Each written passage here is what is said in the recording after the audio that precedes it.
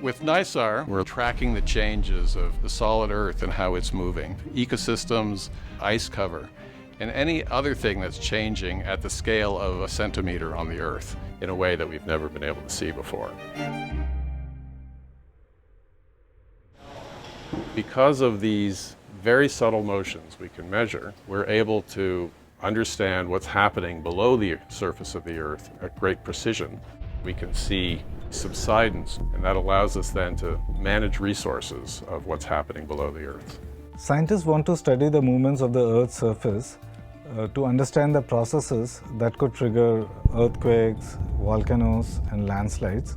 And that allows us then to understand risks associated with natural hazards, which in turn can help in mitigation measures and early response. Other changes over the Earth's surface include melting of glaciers and ice sheets, changes in forest biomass, soil moisture, and shoreline changes. It's based on radar, so it has two different frequency radars, and it basically looks through clouds and sees the surface of the Earth. What you're seeing is an animation of how the radar collects data, and you can see these beams coming down from the antenna and coming back, and on the ground you can see the swath, and that's where it collects the data, and when it combines them all together you get what we need for the science. We can see day and night through clouds, and we're covering all of the land and all of the ice-covered surfaces of Earth every week.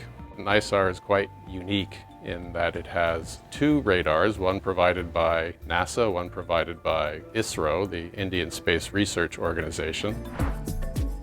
NASA and ISRO have collaborated in this mission. Till last year we were there at JPL, NASA, where the radars got integrated and tested and were shipped back to India. And now the spacecraft is getting integrated with the instruments and they are being tested together. NISAR is going to be launched from Sriharikota, which is a ISRO launch pad, and it is going to be launched by GSLV Mark II. So we are just looking forward for the launch of NISAR in the forthcoming year. NISAR is measuring the changes on the Earth's surface, which are either factors or indicators of climate change.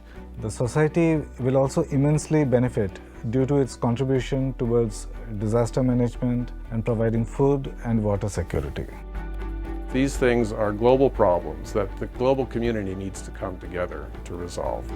Now it looks like we are no more belonging to two different worlds, and we all belong to the space community, that's it. There's the excitement about what we are going to learn that we didn't even anticipate we were going to learn.